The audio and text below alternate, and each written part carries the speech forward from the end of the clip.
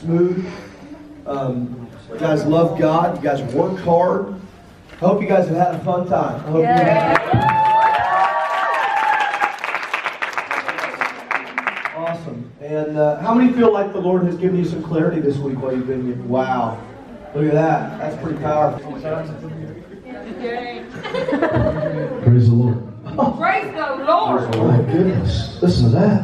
Praise the Lord. It's clarity. Well done, Elliot. The night before we're leaving, you show up. Put some vanilla pudding in those cookies, Elliot. Hey, I never got any cookies. What's the deal with that, Elliot? Do you... How about this? You can stand where you're at and face the grill. We'll compromise, okay? Now, if you're that person that's like, I can't stand to talk in the microphone, let me show you how to use the microphone and how to use the microphone. Because when you use the microphone, you have to hold it in front of your face. You can't tell what you're saying. Everybody understand? People are like, I don't think Jesus yelled like you guys yell. No, he talked to thousands of people with no microphone like this. I think he yelled a little bit. What do you think? Yes. Jesus. Set. Go. All right, so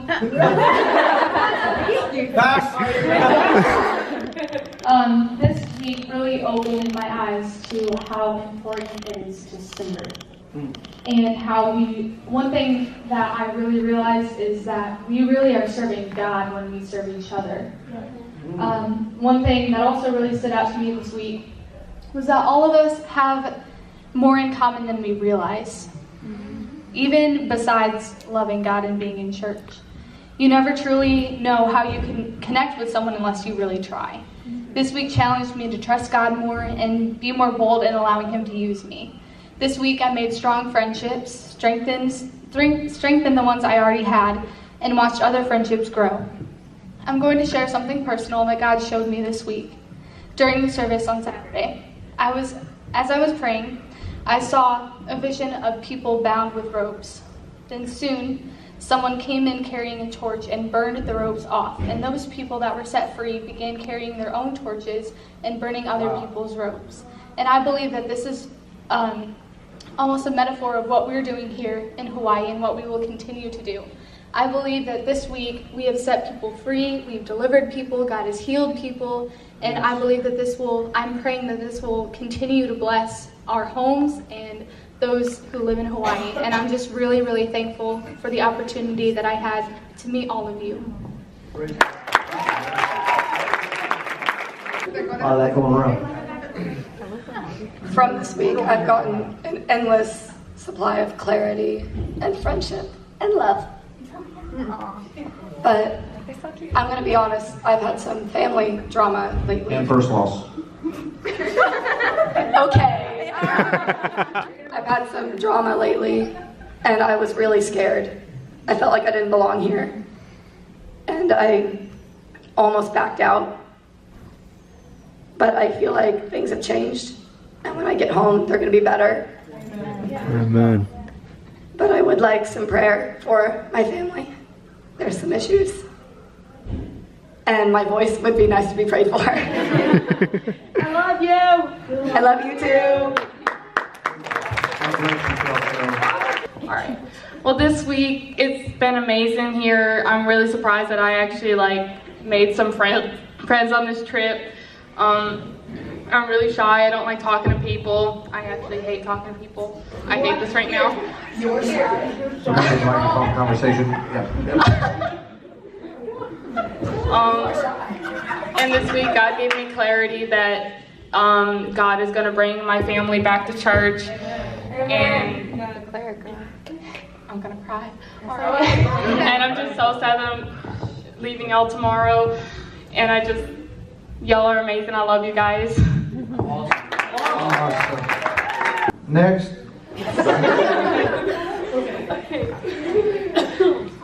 Okay, excuse me. So this week has definitely been an incredible eye-opener to different cultures, something out of the norm. I I was, you know, struggling for a little while beforehand, like, you know, kind of in a mist and confusion because I didn't know where God was exactly leading me. And this trip has just been so amazing, and getting out of my comfort zone, you know, talking to people, handing out cards in the street, things that I wouldn't normally do, even though, like, I seem really happy and social, but I'm not. And I feel like all of us, you know, we've become a family, and I've made more friends, and, you know, just, it's been amazing, and I definitely want to come back. You know, you guys are incredible, and, God bless, I love you guys. God bless you. The timer. Praise God. I only have a minute, but okay. I've always felt a calling to preach, but more importantly, I've felt a call to people. And just like everyone in this room has felt a calling to people, or you wouldn't be here. Your burden is the reason you're here. There's not a lot that you can do in a week, honestly. But when you get home, you have an entire state. You have an entire city, you have an entire church, you have a family that need help and that are lost and broken and hurting. Broken people just aren't here. The lost aren't in Hawaii only. There's a lot here, but there's a lot at home too. Right. So when you leave here, you're going to be on fire for God. Yeah. But don't let that fire burn out. Right. Let that fire catch the dry bones of your city. I've never done this before, so. Right here. Yes, ma'am. This trip has been such an amazing experience for me. It was definitely something that I've never done before. Going to a whole new state with people I've never met was definitely out of my comfort zone. So, like, I came here, I was like, oh my word, I don't know any of these people, but praise God. So during this trip, God has given me a refreshing and a clear mind. I believe that God is guiding me in the direction where I should go in my ministry. And my steps are ordered by the Lord, and I want my answer to always be yes to as well. And I'm just thankful for all the friendships I've made here. And so, yeah, thank you. You guys are doing great on time.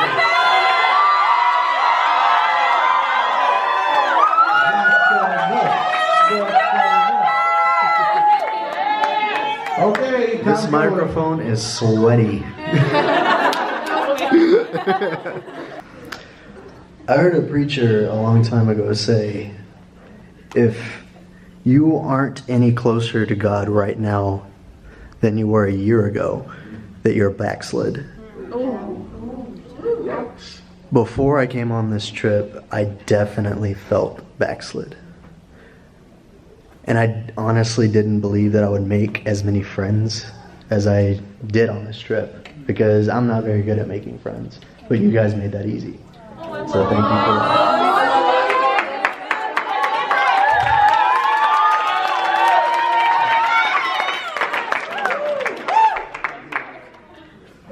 That fire, that Holy Ghost fire that was extinguished in my heart is definitely a burning, raging fire. And I'm going to make sure to take that home with me.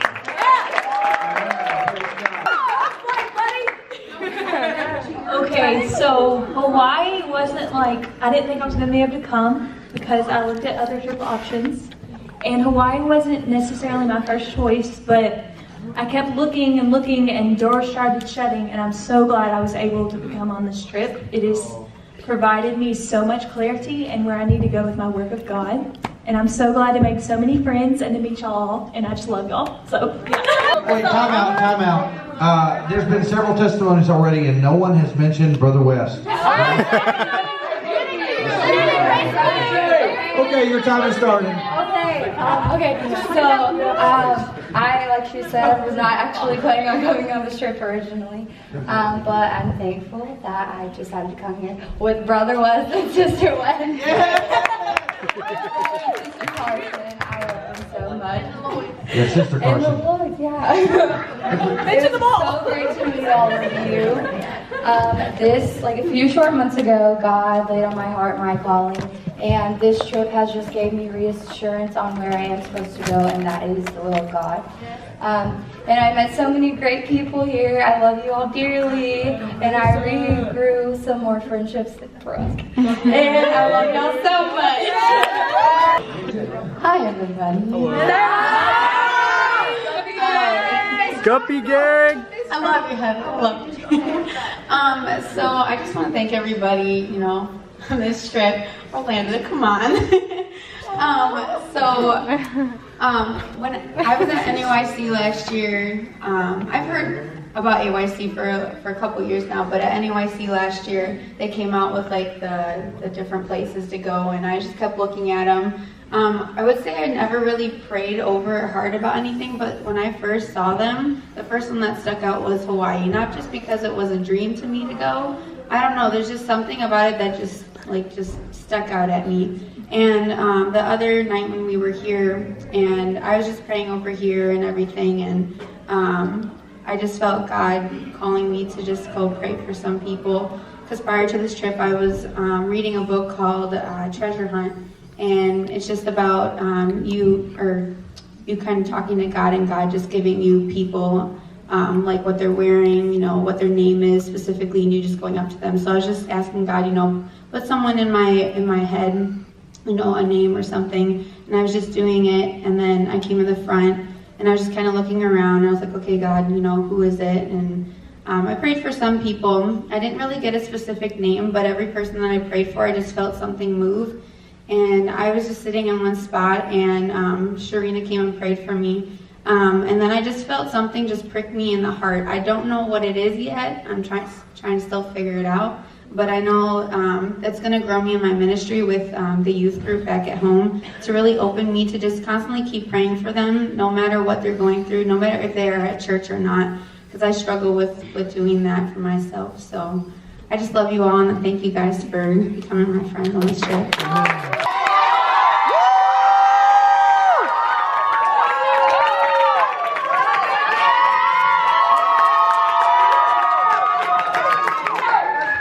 Look at that pretty face. So I'm just going to start by saying I love each and every one of y'all. Y'all really changed my life. In case y'all did not know, my name is not actually John, it is Nicholas. John! Full name is Nicholas Anthony Bro, and this is my story. I'll start when I was 8. I was at my, at the time, best friend's house, and his older cousin, his name is Brandon, I'll never forget him. He took advantage of me. I won't go into detail. Y'all are old, y'all know what I'm talking about. Took advantage of me. Changed my life forever. Opened me up to a lot of new things I was not ready for. I was 8. And nobody knew. I didn't tell anybody this until a few months ago. I only recently told my parents about 3 weeks ago. It felt like it was time. So y'all can imagine, I'm sure some of y'all have experienced this, not having someone to talk to about something like this until I was 19. So coming up on 12 years, I've only recently told a handful of people. Now y'all are a group of 40 students and 10 or so missionaries. So this is a big thing talking about this, my full story. Moving on, through middle school, I was always a big kid. You can't tell I'm a big person, so big kids always get picked on. That's just a fact of life. Big kids will always get picked on. So that's something that I had to deal with, but not something that is new. So I got used to doing that, or used to that. So moving on to like the rougher end, or part that I'm kind of not ashamed of, but was hard for me to open up and talk about. My freshman and sophomore year, so 2014, the end of my freshman year, start of my sophomore year, I had 4 friends pass away. I had 2 friends, his name was Channing and Pasha. I played football with Channing, he was my backup. And I had a wrestling partner, Pasha, from the Ukraine. They had some personal stuff going on in their life. They chose to commit suicide.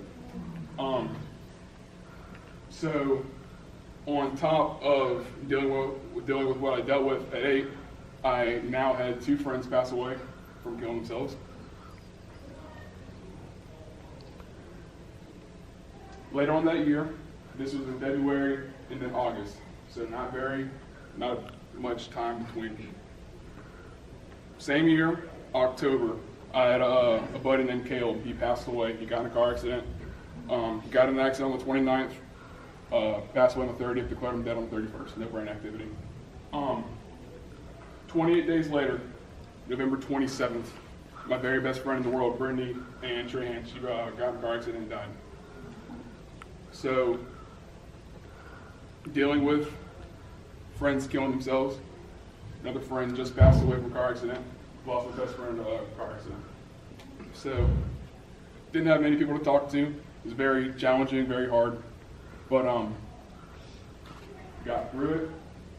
My junior year, I was at football practice on Labor Day, one of those days. It was very hot. I was sweating. It was morning practice. I wasn't properly hydrated. I had a heat stroke. I fell over at one point. My entire body was in a cramp, trolley horse. Couldn't move.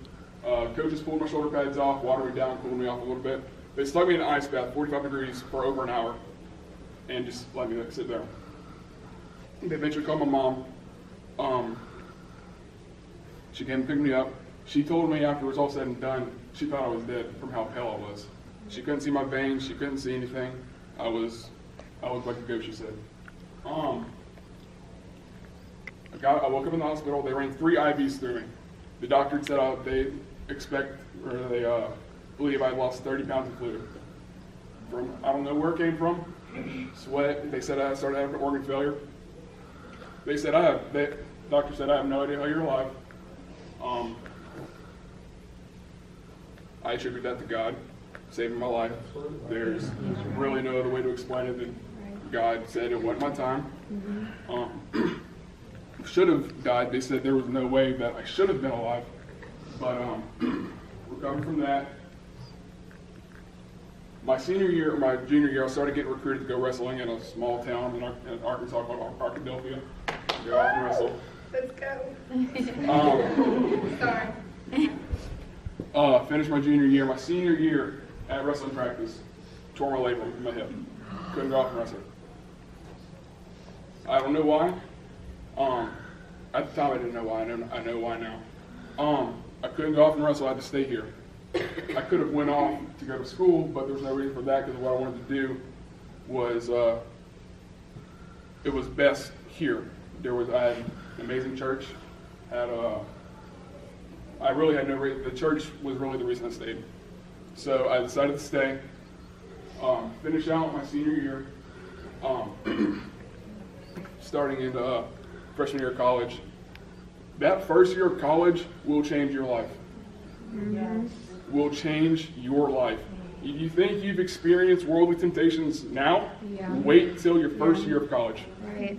Yeah. When you have unlimited freedom, when your parents aren't on you, especially if you move away, it gets way worse. I was 20 minutes away from my house, and I can't put into words how bad it gets.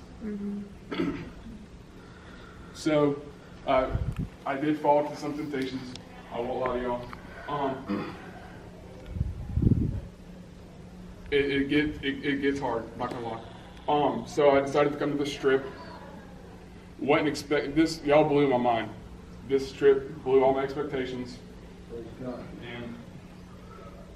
And I have no words to describe how I feel right now and how I'll feel in a week whenever I don't get to see y'all anymore.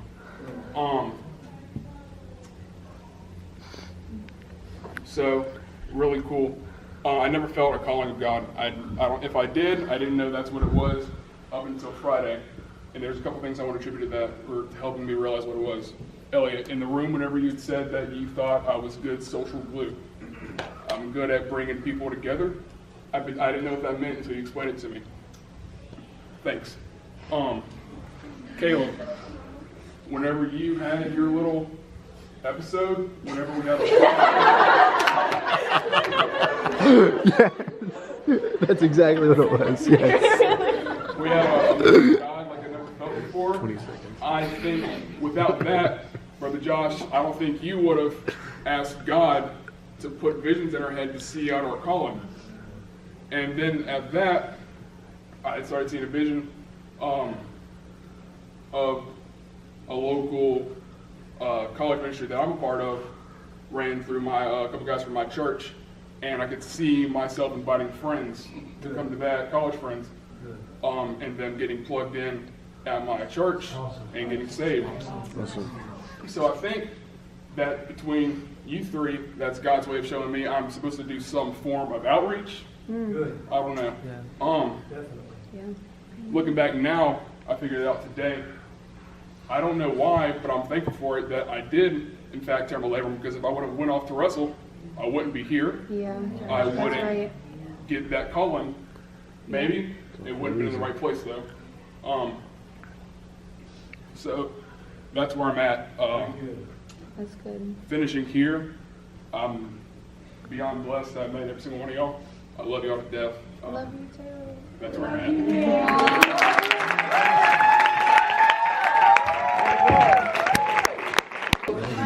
You got it, girl. Come on.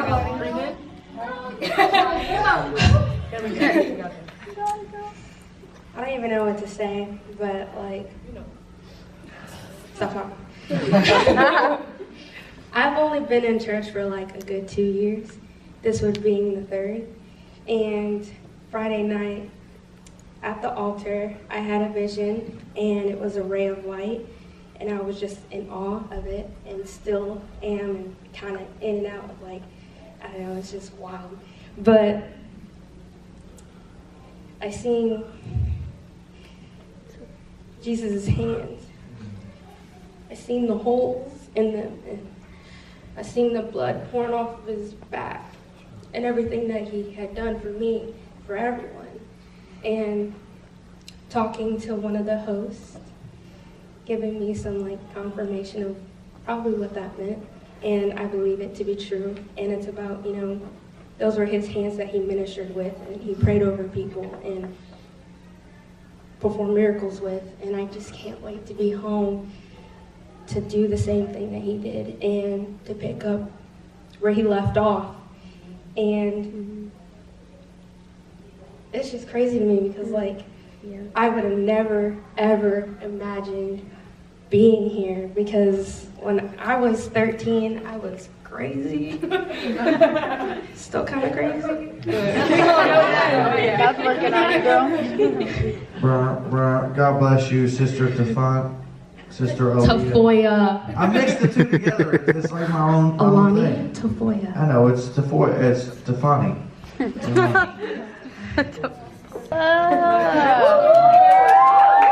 So many colors. In the room Monday night. I'm gonna cry. Me, Alani, and Orlando were all, and Megan were in Alani's room, and we just sat down on the bed. And we started talking about what we wanted to happen in this trip. And a consistency that I found out throughout this trip for all the four of us that we wanted was we wanted to be different. We didn't want to go home the same. And we were determined that we were not going to leave Hawaii until we were changed, no matter how long we had to stay at the altar, no matter how long, if we had to have prayer in our rooms, we were bound and determined that we were not leaving this place until we were changed, until we were so on fire for God. We were determined, we were bound and determined that what we have here was going to take that home. And I told my testimony to a couple of people, and I know what it's like not to talk to anybody, and that's a hard road to walk. It's a very hard road to walk. And I know I have been changed. I knew it Friday night when I went out to that altar that I would be changed forever, and I was bound and determined. And when I leave here, I am bound and determined that I am never going back, no matter how hard it is, no matter how much the waves roar, no matter how much the wind blows. I am not going back to what I was before, because I'm going to be really honest. When I came back here, before I came here, I was dead. I was completely dead. I was going through the motions. I didn't want. I was on media, I just, in and out. I was going through the motions. And I came here and I realized when we were out on the thing, when we were out on the lookout, that, that Oahu has no churches. Main Honolulu has no churches. And it made me appreciate my church and what they've done for me.